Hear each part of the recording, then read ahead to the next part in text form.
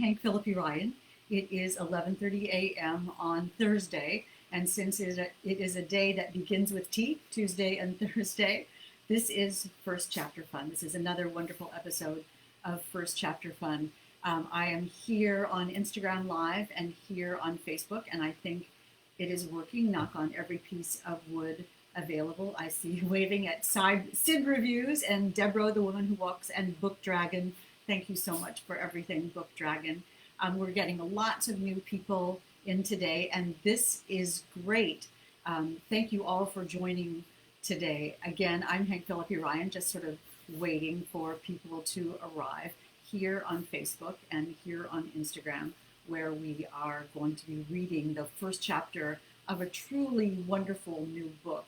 Lots to know about our book today. How are you? Good morning. Good morning. Lots of new people today. I'm waving at everyone on Instagram. Thank you so much for being here today. Linda in Hingham and Carla and Bonner. Hi, you all on Facebook. It's so nice to see you. This is First Chapter Fun, and we are reading again a wonderful first chapter of a fabulous book that we really, Hannah Mary McKinnon and I, my partner in crime, fictional crime, want you to know about. It's so much fun to be able to introduce you to new books. And amazingly, this is episode 75 of First Chapter Fun, which is quite astonishing.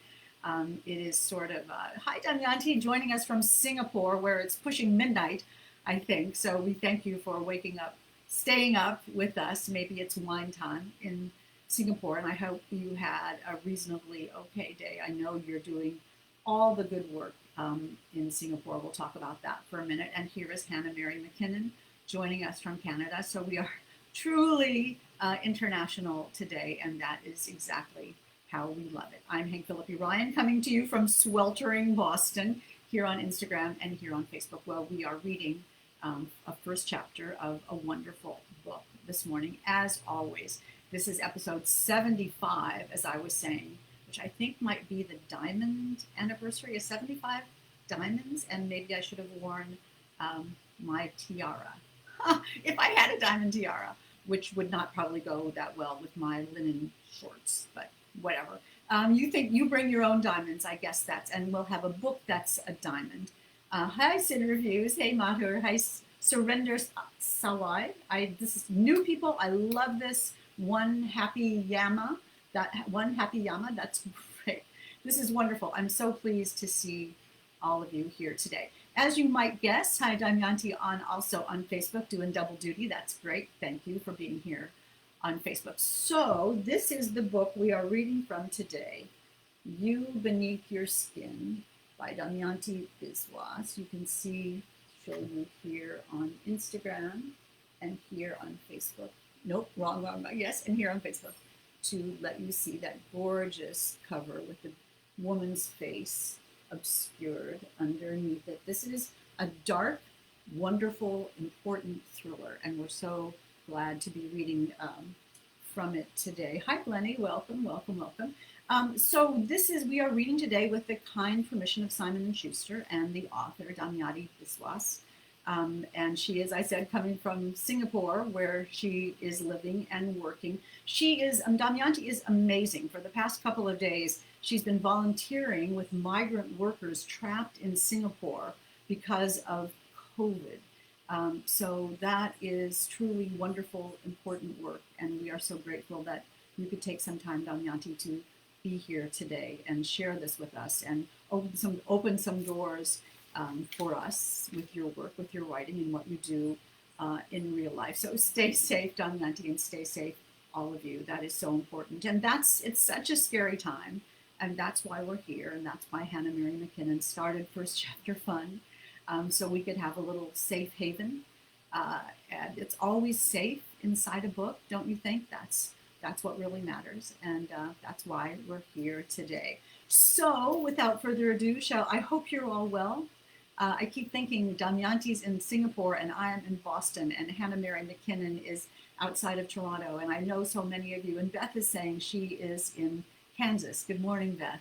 And Daisy from Chicago. Hi, Jim. So it's so wonderful to hear from you all and sort of get this scope of where First Chapter Fund is reaching and where we all learning to know each other a little bit, both here on Instagram and on Facebook, and through sharing these wonderful books. And that is why we are so happy to be reading today from You Beneath Your Skin. I'll show it one more time, a couple more times, by Damyanti Biswas.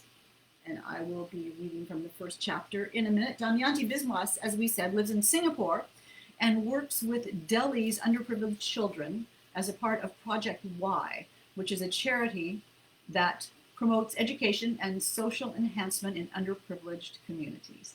Her short stories have been published in magazines in the US, UK, and Asia, and she helps edit the Forge Literary magazine. So her new book, which is available now, You Beneath the Skin, and I can tell you now the great and fabulous news. And Damyanti is saying hello to everyone from her Project Y family, saying this on Instagram here and on Facebook. Susan in Neenah, Wisconsin, that's great. And Beth says, what a wonderful work to give of yourself. Yes, we are all applauding you. It is fabulous and dangerous and important, Damyanti, what you are doing. So anyway, in the good news department, and we have to look for that every time we possibly can, You Beneath Your Skin has been optioned by Endemol Shine, which is a blockbuster production company. I mean blockbuster, which has done The Fall. You love The Fall with Gillian Anderson, and Peaky Blinders and Black Mirror. So You Beneath Your Skin has been optioned by that very company. So you heard it here first, and we are so pleased for you, Damyanti. And when you read the book, and we know you will instantly see how cinematic and important and visual it is, and how Endemol Shine has made a brilliant decision in optioning this to go on the big screen and the little screen and every place else it can be. You should also know that Damyanti is giving her proceeds from the book and from the Endemol Shine deal to Project Y and to Stop Acid Attacks, two brilliant nonprofits that were part of her research for this book. And so when you buy this book and when you watch this movie to come, when you support Damyanti and You Beneath the Skin, you are really doing a lot more than just reading a fabulous book and buying a fabulous book. You are doing deep international necessary good. You are helping others as well as yourself. And that is why we are so honored to be able to be reading from You Beneath Your Skin today with the permission of Simon & Schuster and with the permission of the author Damyanti Biswas. So let me tell you a little bit about it. You Beneath Your Skin. Here's just a little blurb, a little intro about it. Lies, ambition, family.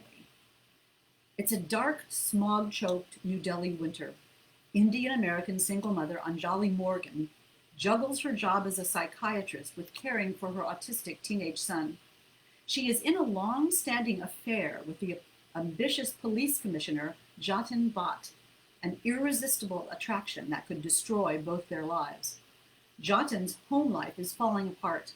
His handsome and charming son is not all he appears to be, and his wife has too much on her plate to pay attention to either husband or son. But Jatin refuses to listen to anyone, even to the sister to whom he is deeply attached. Across the city, there was a crime spree. Slum women stuffed in trash bags, faces and bodies disfigured by acid. And as events spiral out of control, Anjali is horrifyingly at the center of it all. In a sordid world of poverty, misogyny, and political corruption, Jatin must make some hard choices. But what he unearths is only the tip of the iceberg. Together with Anjali, he must confront old wounds and uncover long-held secrets before it is too late. So that is a little bit of a tease of You Beneath the Skin, so you see what dark and dangerous world we are about to enter. And I'm seeing people giving thanks and honoring people for those who are donating to Project Y and to Damyanti's. Moon is saying, absolutely adore your writing and your compassionate heart. And we do too. One of the reasons we are so pleased and proud to be sharing this book, this first chapter, this wonderful first chapter with you today. So just so I get it right, I'm going to wear my glasses. And this is chapter 1 of Damyanti Biswas, You Beneath the Skin. Chapter 1. Anjali Morgan wanted to get hold of Nikhil and smack him. He could have hurt himself jumping out of the moving car. I told you he'd be the death of you one day, Mom's voice played in her ears. You never listen. Get back in the car, she yelled at Nikhil, but he'd disappeared, leaving Anjali stranded at the narrow, sloping exit tunnel of the capital's largest shopping mall. 2 drivers honked behind her. She wanted to turn and yell at them, but she held back. You know better than anyone else. He can't help it.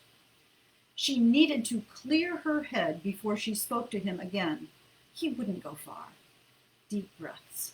She leaned out of the car door and inhaled, only for the petrol fumes to hit her, along with the smog and that dusty smell unique to New Delhi.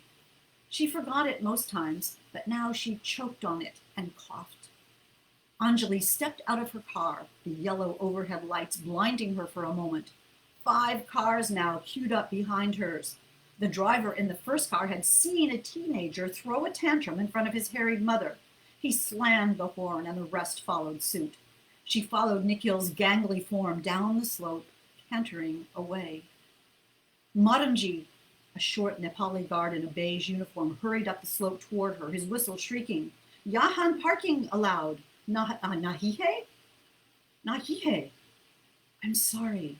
Anjali tried to remember the Hindi words, but they'd fled along with her composure. My son has run away. She was about to sprint after Nikhil when the guard overtook her and blocked the way. No parking here. He pointed at the cars queuing up behind her. This is exit. Down the slope behind the guard, Anjali watched in horror at Nikhil as Nikhil turned into the parking lot and disappeared. The cool air of a November evening made her shiver. I need to get my son. What part of that can't you understand? Anjali loosened the scarf about her neck, parted it from her jacket. In her last therapy session with Nikhil, the 2 of them had been taught to cup their hands and take deep breaths when in a trying situation. She tried it now, but terror clogged her throat. Her breaths came gasping, short. Big boy only, the Nepali guard gestured toward the main road and spoke in a mixture of Hindi and broken English. Make 1 round and come back. Where will he go? How was she to explain to this man that she couldn't afford to lose sight of Nikhil? By now, he might have tripped and fallen down an escalator, screaming like a horror movie hostage, or thrown a fit when a stranger brushed against him in the evening crowd. Move your car! Another guard appeared, his eyes trained at her chest instead of her face. You are making jam! A supervisor. Making jam, indeed. Strawberry or apricot? She needed to get past the honking cars, the petrol fumes in the exit tunnel, and this cranky supervisor eyeing her up.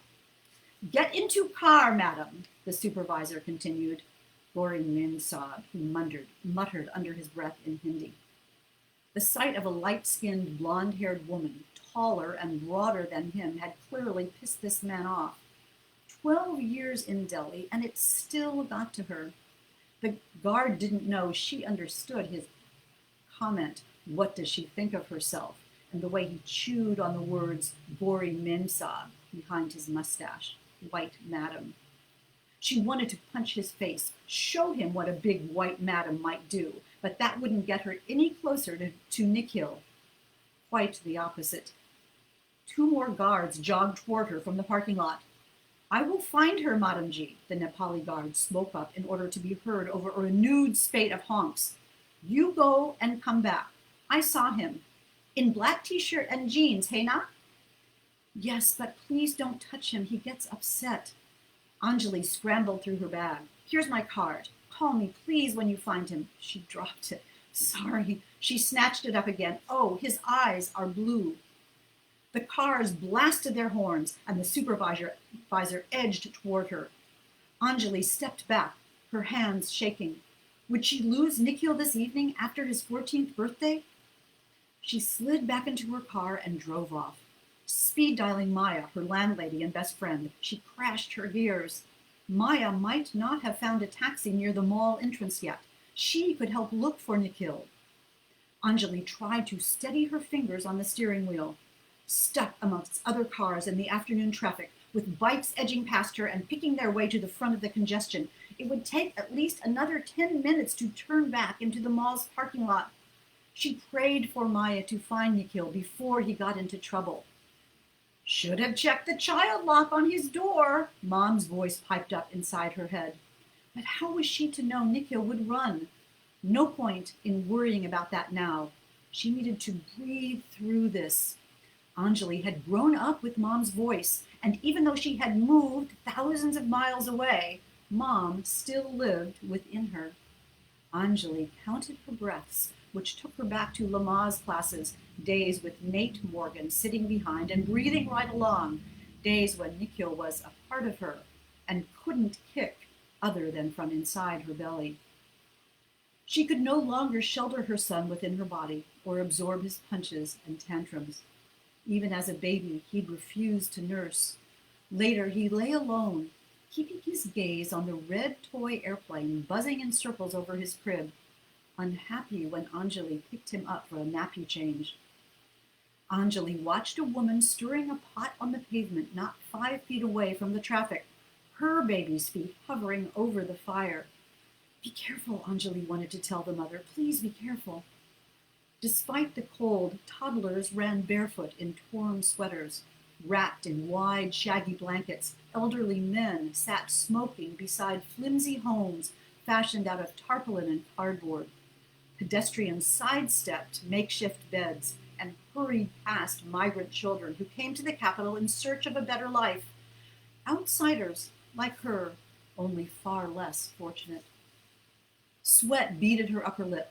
She didn't feel very fortunate right this minute, merely stupid.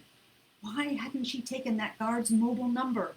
Like an idiot, she had told him about Nikhil's blue eyes. Nikhil usually kept his gaze to the floor. What if that guard tried to get a look at Nikhil's eyes and he freaked? We'll find him, Maya had assured her on the phone not 10 minutes ago. Don't panic.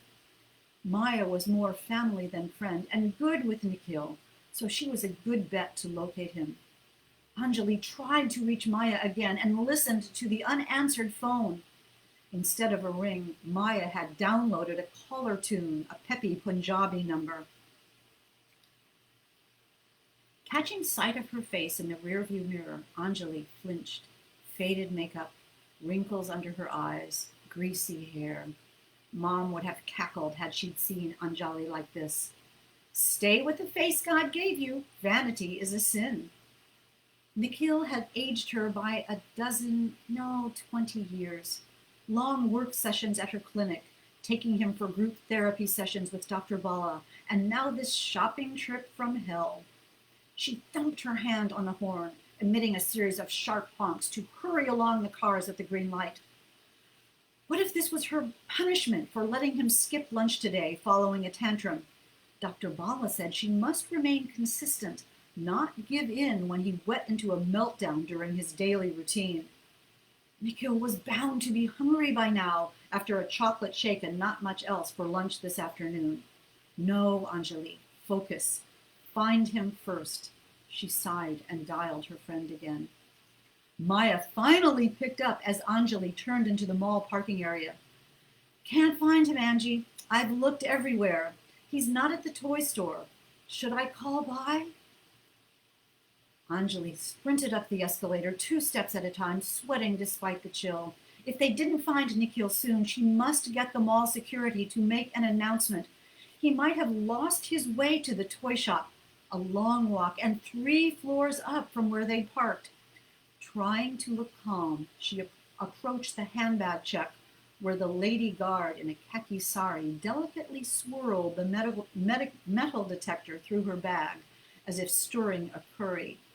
Wanting to scream with each wasted second, Anjali crossed through the sliding doors and headed for the information desk. She had taught Nikhil to look for one if he got into trouble. Would he remember? Reaching the main courtyard, Anjali squeezed past a bevy of perfectly coiffed women laden with shopping bags. Out of breath, She stopped beside Nando's, where a family sat with two kids about Nikhil's age. To manage an episode, Dr. Bala had said, use the right aids at the right time. Nikhil did not allow touch. Anjali grabbed a smiley squeeze ball and his favorite blue blanket out of her handbag and scanned the crowd for a skinny boy with tufts of hair jutting up at the crown, a shambling walk, hands fisted.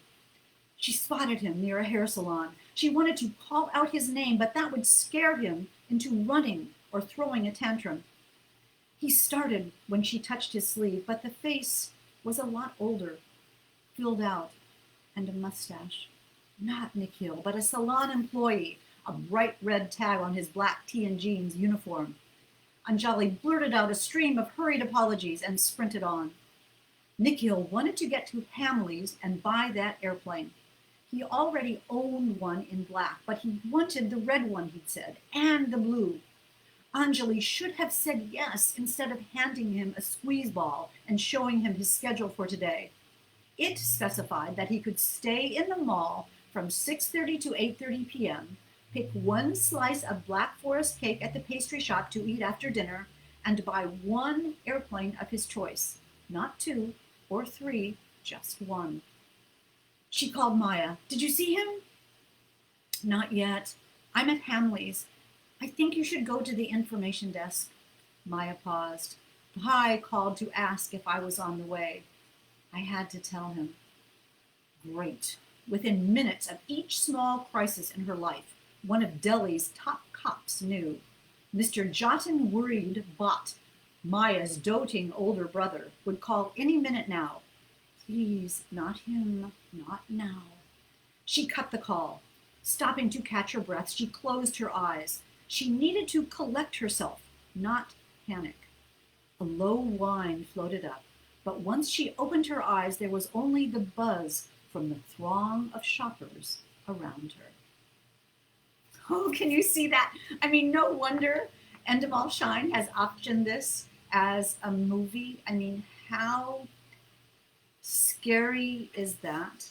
And how portentous is that? And where is her poor son, who has no idea how to handle this situation? And Anjali is trying so hard and thinks she has been punished. And you also get an indication of the world we're entering, the toddlers with fires, their mothers with fires on the sidewalk, and people stepping over the migrant children and the elegant women with their full shopping bags, parallel to the men on the sidewalks in tarpaulin shacks. So we get the balance of culture, the shopping mall, the lost child, and Anjali's obvious relationship with one of Delhi's top cops. And where does Maya fit into all this? So we've set off on an adventure. And again, if you read You Beneath Your Skin, if you buy You Beneath Your Skin, it will help Project Y